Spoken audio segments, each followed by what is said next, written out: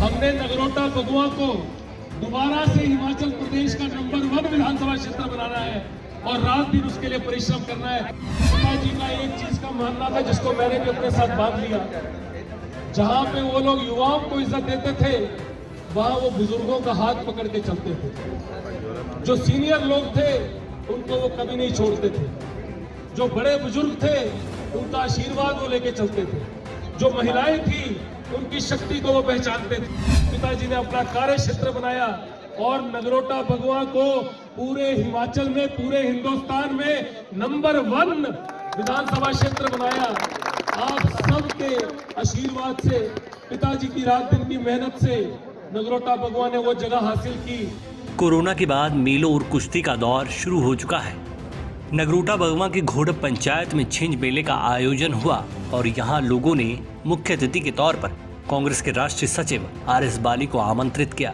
वैसे तो पहले कांग्रेस के कद्दावर नेता पूर्व मंत्री GS बाली छिंज मेले का आकर्षण होते थे, लेकिन लोगों के बीच उनकी कमी RS बाली पूरा करने की कोशिश करते दिखाई दिए। RS बाली ने मेला कमेटी को जहां आयोजन के लिए धन्यवाद दिया, वहीं नगरोटा बगुआ के लिए अपने पिता GS बाली के लगाव का भी जिक्र किया। साथ ही साथ उन्होंने विजेताओं को सम्मानित भी किया।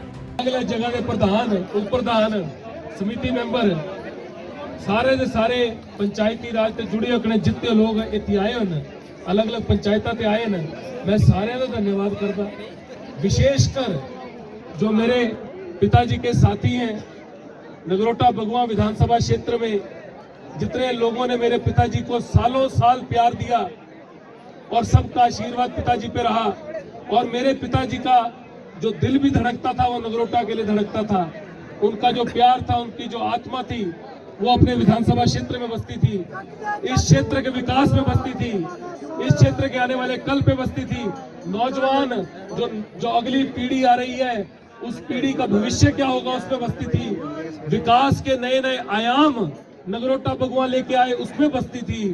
एक जो वृद्ध है, जो बुजुर्ग है, उसकी पीड़ा क्या है उसमें बसती थी। एक महिला जो माता है, उस माता के दिल में क्या पीड़ा है अपने बच्चे के लिए, आने वाली पीड़ा, अब आने वाली जो पुश्त है उसकी जो पीढ़ी है उसके लिए जो उनके दिल में जो हमेशा एक जगह रहती थी कि हमने आने वाली पीढ़ी की सोच रखनी है, उसको जो मेरे पिताजी ने अपनी आवाज बनाया, उसको जो पिताजी ने अपना कार्य क्षेत्र बनाया और नगरोटा बगुआ को पूरे हिमाचल में, पूरे हिंदुस्तान में नंबर 1 विधानसभा क्षेत्र बनाया।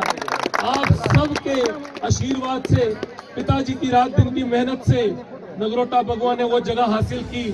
GS बाली खुद कुश्ती के बड़े शौकीन थे। नगरोटा बगुआ विधानसभा क्षेत्रों में होने वाली कुश्ती प्रतियोगिताओं में उनकी शिरकत से सभी वाकिफ। मेलों में उनका ऐलान भी जबरदस्त होते थे। हालांकि उस कमी को RS बाली पूरा करते दिखे। उन्होंने साफ किया कि युवाओं के साथ साथ बुजुर्गों के आशीर्वाद से नगरोटा बगुआ विधानसभा क्षेत्र को एक बार फिर देश में शीर्ष स्थान पर लेकर जाएंगे।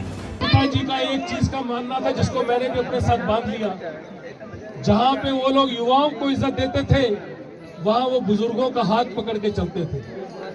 जो सीनियर लोग थे उनको वो कभी नहीं छोड़ते थे, जो बड़े बुजुर्ग थे उनका आशीर्वाद वो लेके चलते थे, जो महिलाएं थी उनकी शक्ति को वो पहचानते थे। हमने नगरोटा बगुआ को दोबारा से हिमाचल प्रदेश का नंबर 1 विधानसभा क्षेत्र बनाना है और रात दिन उसके लिए परिश्रम करना है। मैं चाहूंगा आप सभी लोग, पिताजी ने जो काम किया, जो पिताजी ने विकास किया, जो पिताजी ने आपकी लड़ाई हमेशा लड़ी, जो नगरोटा बगुआ की आवाज उन्होंने बुलंद की, जो हिंदुस्तान में नगरोटा बगुआ की आवाज रात दिन गूंजती थी।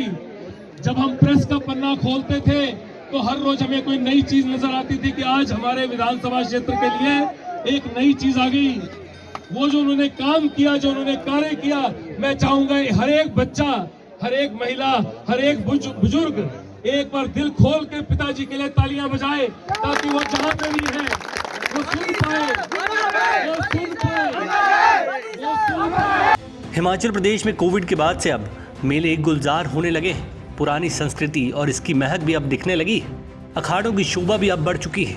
ऐसे में लोगों के बीच RS बाली नई पीढ़ी और पुरानी पीढ़ी की सोच के साथ जोड़ते हुए एक बेहतर कल का ख्वाब देख रहे हैं। नगरोटा बगुआ से अभिषेक की रिपोर्ट, समाचार फर्स्ट।